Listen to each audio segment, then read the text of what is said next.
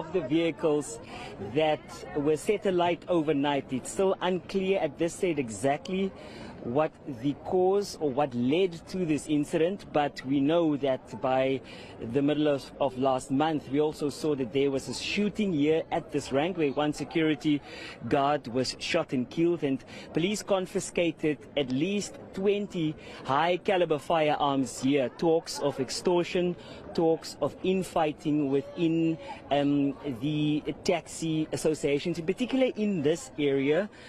The commuters now arrived here this morning, obviously surprised at the scene that they found here overnight, not knowing what transpired here at the rank in itself.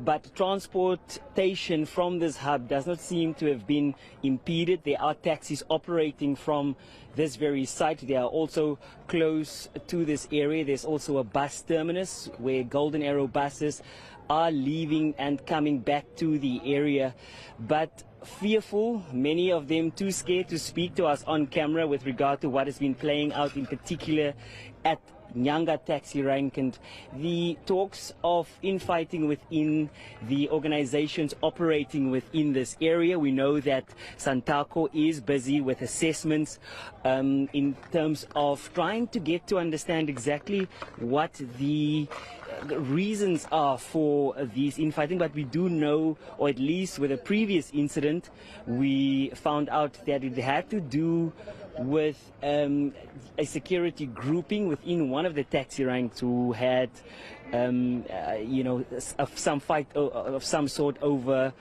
then money at a key driver, and then also was probably routes. But we know that there's a process from the taxi association unfolding. We just saw now that the police have arrived back here on the scene, and they're busy doing their assessments with regard to the extent of the damage here. But you can see that this is obviously deliberate, Masejo, and we don't know exactly which specific entity was targeted. We will get more information when we speak to Santaco at 9 o'clock this morning, just to get an idea of in terms of where we are and if there is then some sort of reason